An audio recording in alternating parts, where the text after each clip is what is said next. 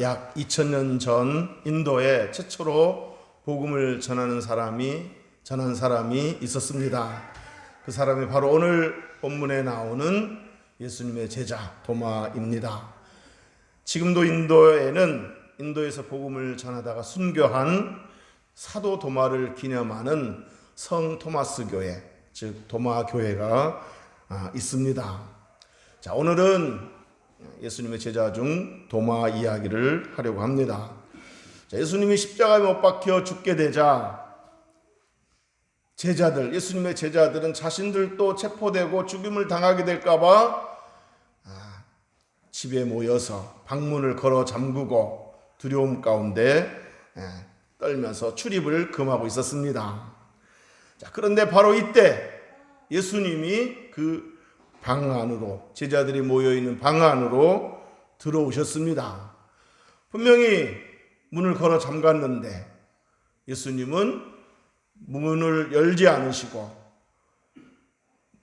문이나 혹은 벽을 통과하여 방 안으로 들어오셨습니다. 여러분, 예수님 부활하시기 전에 예수님의 몸은 우리와 똑같은 몸인지라 시공간의 제약을 받았습니다. 하지만 부활하신 예수님의 몸은 더 이상 시공간의 제약을 받지 않게 되었습니다. 받지 않는 신령한 몸이 되었습니다. 물론 부활하신 후에도 예수님의 몸은 여전히 우리 눈으로 볼 수 있고 우리 손으로 만질 수 있는 그런 몸이지만 벽을 통과할 수 있는 공간의 제약을 받지 않는 그런 신령한 몸이 되었습니다. 성경에 보면 예수 믿는 우리도 장차 예수님 재림하시면 몸과 영혼이 함께 있으면서도 몸이 있으면서도 시공간의 제약을 받지 않는 그런 신령한 몸으로 변하게 된다고 그랬습니다. 그 말씀이 어디 있냐면 요한일서 3장 1절에 보면 사랑하는 자들아 우리가 지금은 하나님의 자녀라 장래에 어떻게 될지는 아직 나타나지 아니하였으나 장래에 어떤 모습이 될지는 아직 구체적으로 알 수 없으나 그런 말입니다. 그러면서 그가 나타나시면 즉 예수님이 재림하시면 우리가 그와 같을 줄을 아는 것은 예수님 재림하시면 우리도 예수님과 같은 그런 모습을 갖게 된다는 것입니다. 그러니까 예수님처럼 여전히 우리의 몸이 있고 볼 수 있고 만질 수 있는 그런 몸이 있지만 시공간의 제약을 받지 않는 그런 몸으로 바뀐다는 것입니다. 믿습니까? 그러니까 지금 제가 만약에 오늘 죽으면 내 영혼은 천국에 들어가고 내 몸은 땅에 묻히겠죠. 그러다 예수님 재림하시면 그 재림의 나팔 소리와 함께 무덤 속에 있는 내 영혼 혹은 무덤이 아니고 뭐 이렇게 화장을 했다 할지라도 가루로 변해서 산산이 흩어졌다 할지라도 하나님의 권능으로 내 몸을 다시금 일으키셔서 하늘에 있는 영혼과 내 몸이 만나서 몸과 영혼이 함께 천국에서 영원히 살게 될 것입니다. 그때 저와 여러분은 이렇게 만질 수 있고 볼 수 있는 그런 몸입니다. 그러나 이제 전에 우리가 살던 그런 때와 같지 않고 시공간의 제약을 받지 않고 신령한 몸으로 예수님처럼 되는 것입니다. 믿습니까?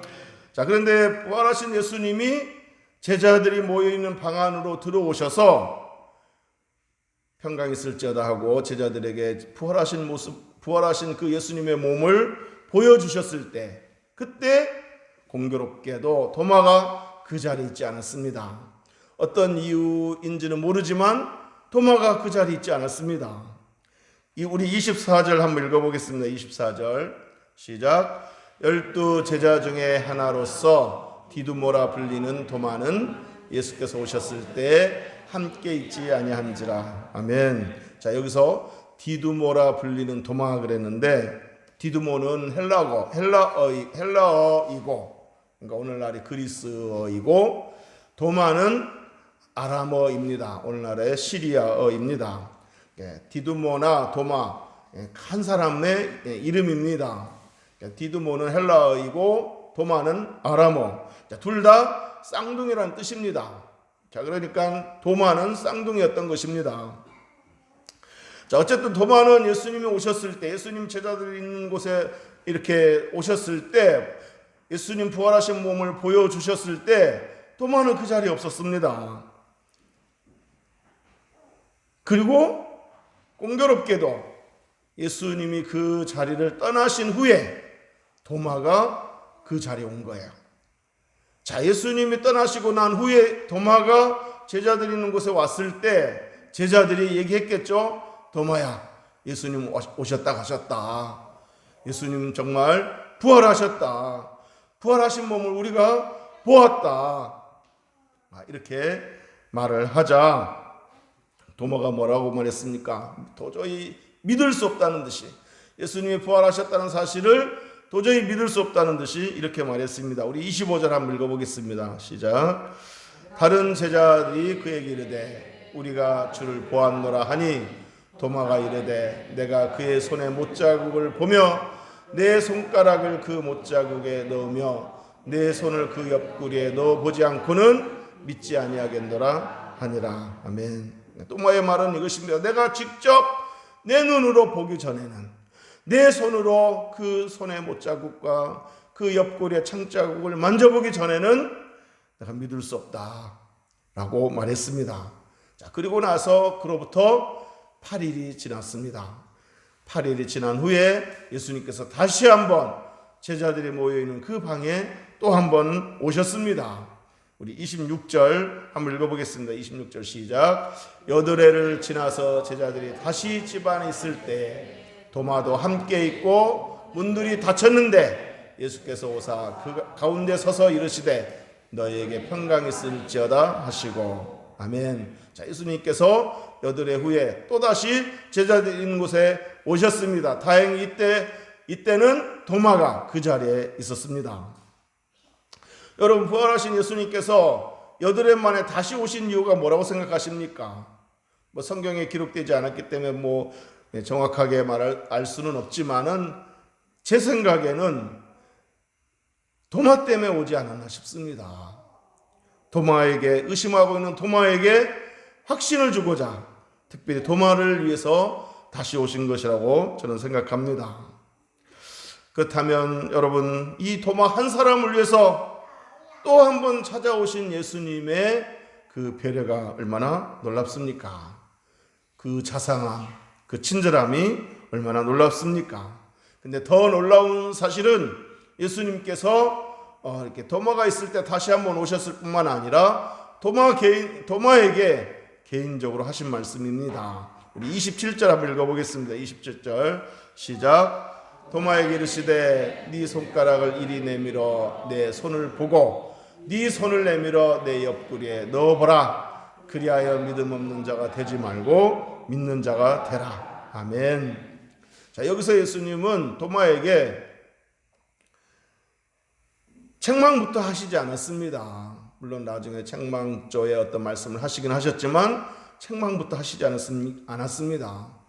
너는 제자라는 게 어떻게 그렇게 믿음이 없냐? 그것밖에 안 되냐? 이렇게 책망부터 하시지 않았습니다. 먼저 도마에게, 의심하는 도마에게 확신을 심어주기 위해서 그래, 한번 만져봐라, 한번 봐라 하고 말씀해 주셨습니다. 도마야, 네 손으로 내 손을 만져봐라. 네 손으로 내 옆구리를 만져봐라. 봐라 하고 친절하게, 자상하게 도마에게 보여주시고 만지게 하셨습니다. 그리고 나서 이제부터는 믿음 없는 자가 되지 말고 믿는 자가 되라. 이렇게 말씀하셨습니다. 여러분, 우리가 교회 안에 있는 새신자들 중에는 아직 믿음의 눈이 열려 있지 않은 성도들도 있고, 또 새신자가 아니더라도 오랫동안 교회를 다녔어도 믿음의 눈이 열려 있지 않고 체험이 없고, 그래서 믿음의 고백을 하지 못하는 성도들도 있습니다. 믿음이 연약한 자들도 있습니다. 자, 이런 사람들을 대할 때 우리가 예수님이 이 도마에게 대하셨던 그 자상함, 그 배려, 이런 것들이 있어야 될 줄로 믿습니다. 우리가 그런 사람들을 보면서 그 정도 좀 교회 다녔으면, 그 정도 좀 말씀을 배우고 들었으면, 그 정도 가르쳐 줬으면 이제 좀 알아들어야지, 맨날 그 모양이냐, 너는 맨날 그 자리냐, 이렇게 비난하지 말고, 또 포기하지 말고 인내하면서 사랑으로 가르쳐 줘야 될 줄로 믿습니다. 기도하면서 기다려 줘야 될 줄로 믿습니다. 자, 또마는 예수님의 이 배려와 자상함, 이 친절함에 큰 감동을 받았을 것입니다. 큰 감동 가운데 도마는 그 예수님 말씀하신 대로 예수님의 그 못자국과 창자국을 보고 또 만져보았습니다. 조심스럽게 만져봤을 것입니다. 이렇게 예수님의 그 못자국과 창자국을 만져본 후에 도마는 다음과 같이 아름다운 신앙을 고백했습니다. 우리 28절 한번 읽어보겠습니다. 시작. 도마가 대답하여 이르되 나의 주님이시여 나의 하나님이시니다. 아멘.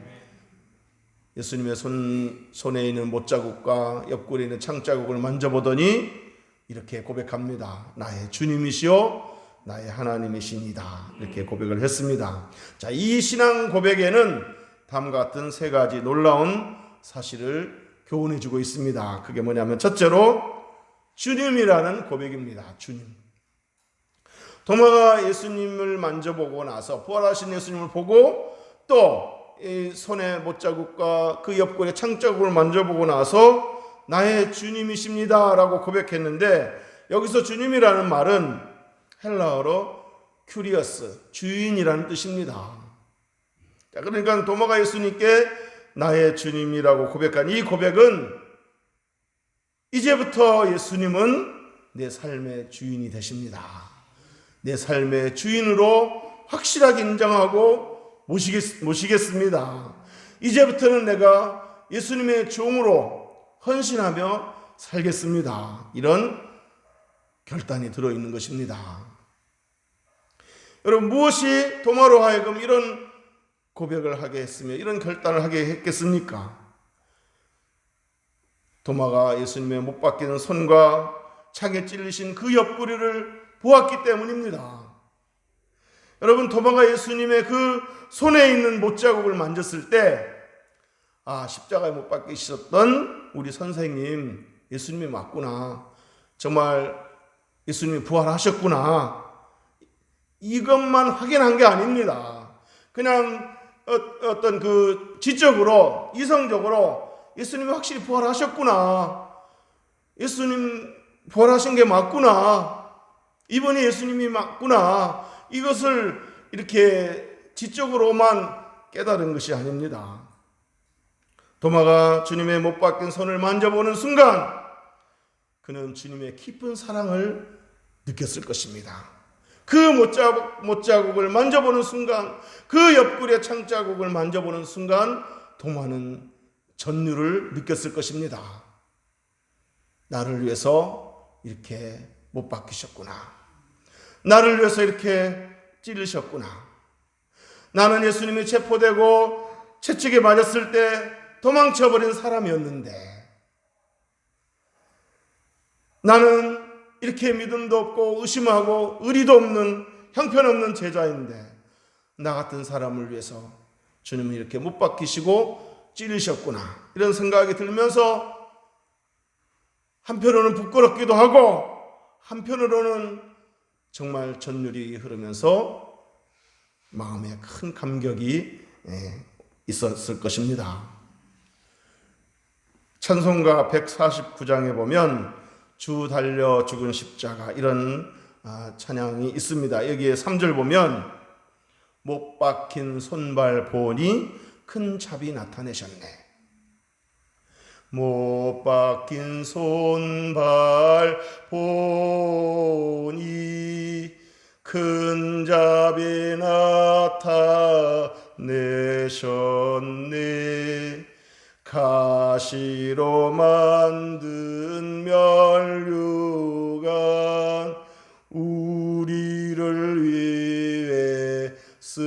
드셨네. 못 박힌 손발 보니 큰 자비 나타내셨네. 도마가 그 못 박힌 손의 못자국, 옆구리 창자국 이걸 만져보는 순간 우리가 섬겼던 그 예수님이 맞구나, 그 예수님이 정말 부활하셨구나, 이런 사실을 머리로 확인하게 되었을 뿐만 아니라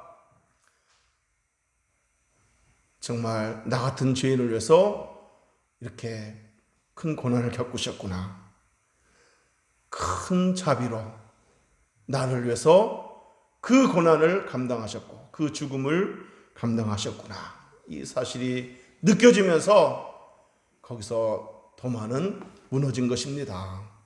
그래서 도마는 주님의 못 박힌 손을 만져보는 순간 나의 주님이십니다 라고 고백을 한 것입니다.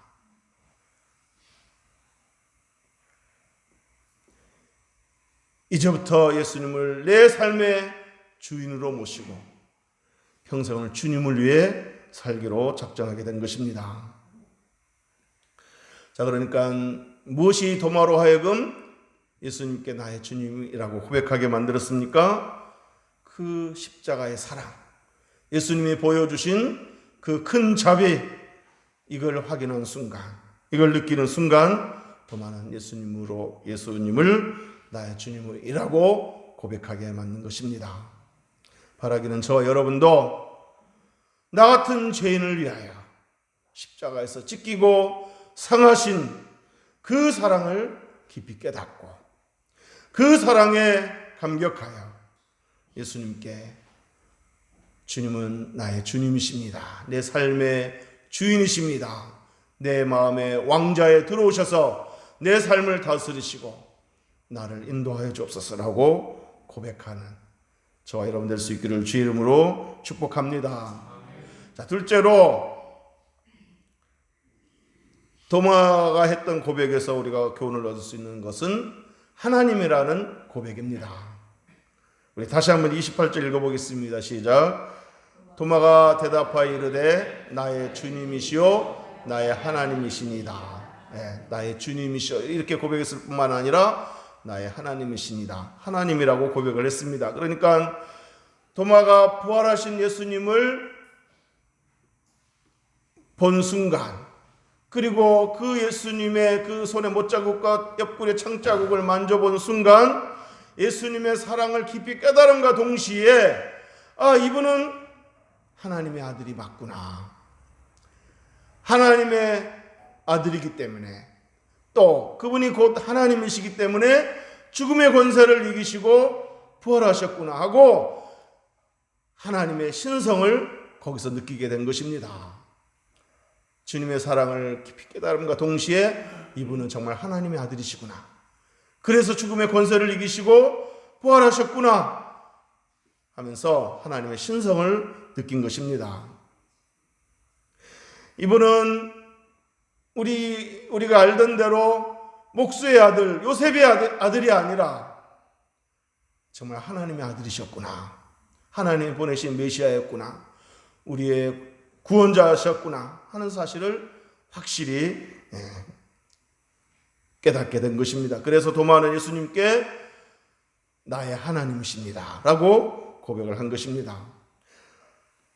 로마서 1장에 보면 예수님의 부활 사건을 이렇게 표현했습니다. 로마서 1장 제가 읽어드리겠습니다. 로마서 1장 3절 4절.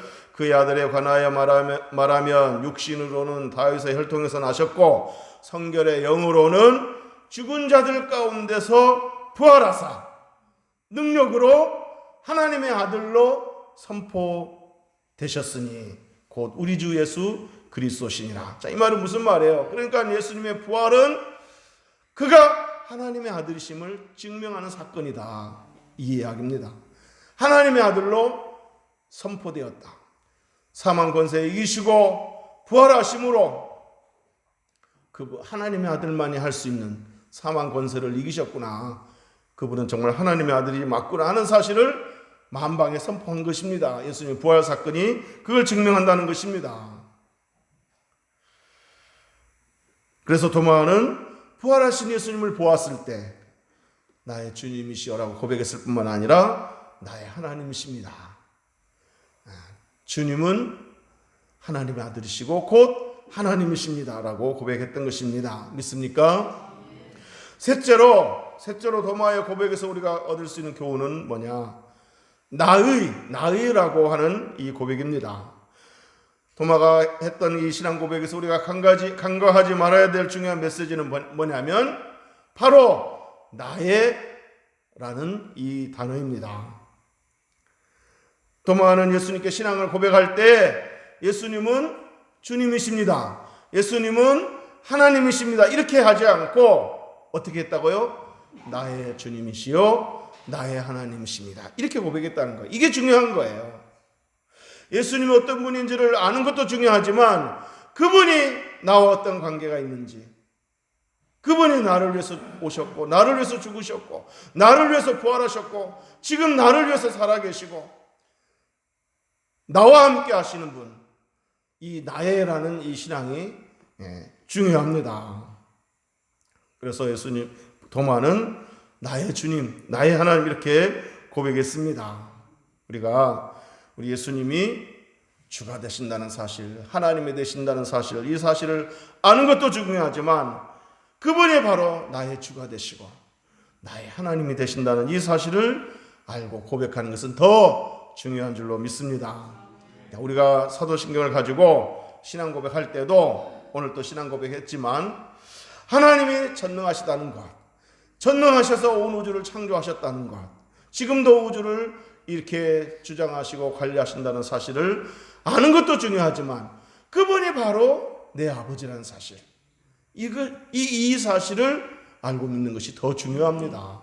아무리 하나님은 전능하시고 온 세상을 홀로 주관하시며 생사화복을 주관하시는 그분이라는 사실을 아무리 알아도 그분과 나와 아무런 관련이 없다면, 그분이 나의 하나님이시고 나의 아버지가 되신다는 이 고백이 없다면 그 하나님 전능하심과 나하고는 아무런 관계가 없는 거예요. 그러나 그분이 나의 아버지라는 사실을 알고 믿고 고백할 때 그 전능하심이 내 삶 속에 나타나게 되는 것입니다. 믿습니까? 그분이 바로 나의 하나님이 되시고 나의 아버지가 되시고 나의 목자가 되시고 나의 피난처가 되시고 나의 삶의 인도자가 되신다는 사실을 알고 믿고 그리고 그분을 의지하는 것이 더욱 중요한 줄 믿으시기를 주의 이름으로 축복합니다. 도마는 예수님께 고백하되 그냥 주님이라고 고백하지 않았고 그냥 하나님이라고 고백하지 않았고 나의 주님, 나의 하나님이라고 고백했습니다. 저 여러분도 교회에서 이렇게 예배드리면서 사도신경을 가지고 신앙 고백할 때뿐만 아니라 또 예배하면서 찬송하면서 말씀을 들으면서 또 그럴 때뿐만 아니라 내 삶 속에서도 예수님을 나의 주님, 나의 피난처, 나의 목자, 나의 왕이라고 고백할 수 있기를 주의 이름으로 축복합니다.